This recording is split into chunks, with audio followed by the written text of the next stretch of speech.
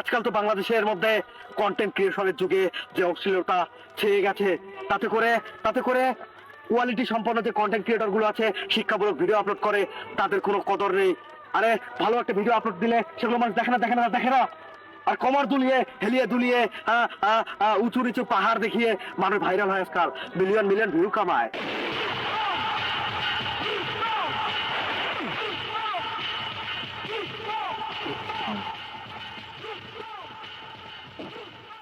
কিরে বাড়া তুই কই যাস? আমার গৌড়া তো না খায় রয়েছে, সেই খেয়াল তো আছে। আব্বাজান, আপনি এটা কি বললেন? হ্যাঁ, আমি আমি আমি আমি ঘাস কাটবো? এটা হতে পারে না। না, এটা হতে পারে না আব্বাজান। আমি আমি আমি পদার্থ বিজ্ঞান নিয়ে সায়েন্সে পড়াশোনা করেছি। আমি ইন্টারে কমার্স নিয়ে অনার্সে সায়েন্স নিয়েছি। আপনি এত টাকা খরচ করে আমাকে পড়াশোনা করেছেন, মানুষের মতো মানুষ করতে চেয়েছেন, ছাত্রী টিকটকার বানাতে চেয়েছেন, আর সেখানে আপনি ঘাস কাটতে যাইতে বলতেছেন? না আব্বাজান, আমি আমি আমি আপনার জন্য একটা সুন্দরী দেখে বৌমা খুঁজতে যাচ্ছি আব্বাজান। সুন্দরী বৌমা কিনলে গিয়া? আরে হ্যাঁ, সুন্দরী বৌমা। কারণ কারণ এখনকার যুগে একজন সুন্দরী মেয়ের খুব দরকার। কারণ আমি তাকে দিয়ে রিলস বানাবো, পেজ খুলবো, আর টিকটক করবো, কন্টেন্ট ক্রিয়েশন করবো, কাপল ব্লগ করবো আব্বাজান। এরকম একটা মেয়ে খুঁজতেছি যে কিনা সাকি গানের সাথে ডান্স করতে পারে, আর কমর হেলে দুলে নাচতে পারে। এরকম একটা মেয়ে আমার ভীষণ দরকার। তুমি তো বাবা হয়ে আমাকে চোখে দেখো না, আমি তো সিঙ্গেল। আমার মতো একটা কপাল পরাকে বিয়ে দিতে হয়, এটা তোমার চোখে দেখো না। তুমি শুধু নিজেরটাই দেখো। আরে নিজে বিয়ে করেছো কবে? সেই ছোট কালে। আর আমাকে বয়স হয়ে গেছে, বিয়ে দাও না, আর ঘাস কাটতে যাইতে বলো। তোমার লজ্জা করে না? আব্বাজান, আমি সুন্দর একটা বুদ্ধি দেই। তোমার এই ছেলে কোনো ভুল করতে পারে না।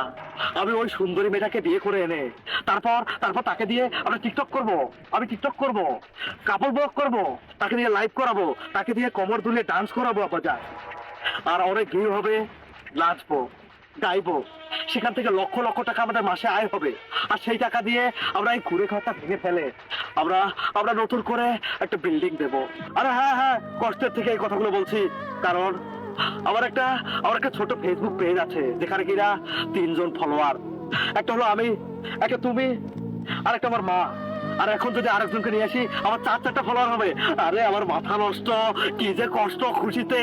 আর 4টা ফলোয়ার নিয়ে আমার ভিডিওতে ভিউ হয় না, কেউ দেখে না আমার ভিডিও। আজকাল তো বাংলাদেশের মধ্যে কন্টেন্ট ক্রিয়েশনের যুগে যে অশ্লীলতা ছেয়ে গেছে, তাতে করে কোয়ালিটি সম্পন্ন যে কন্টেন্ট ক্রিয়েটর গুলো আছে, শিক্ষামূলক ভিডিও আপলোড করে, তাদের কোনো কদর নেই। আরে ভালো একটা ভিডিও আপলোড দিলে সেগুলো মানুষ দেখে না।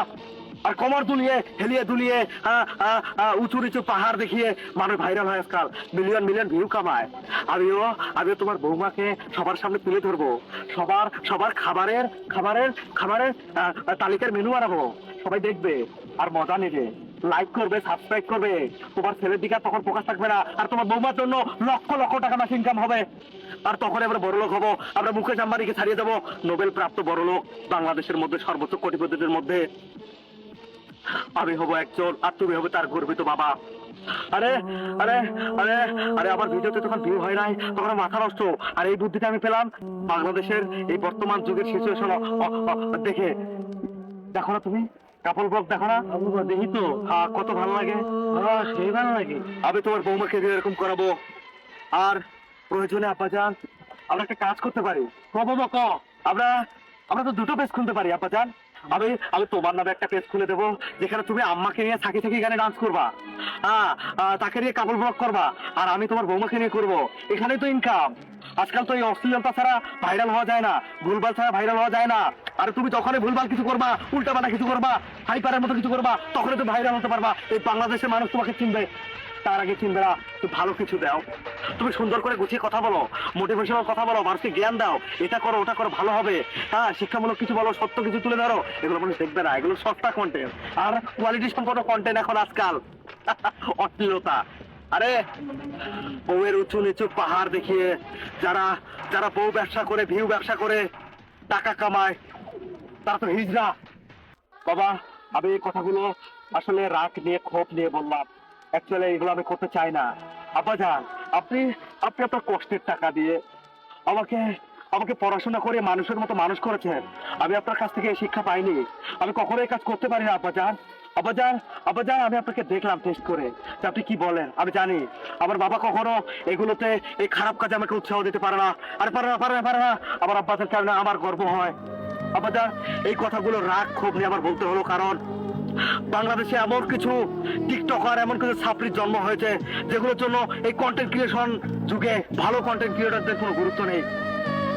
বাবা, এই প্রথম আমার গর্ব হইতেছে তোর মতো একটা পোলা জন্ম দিয়া।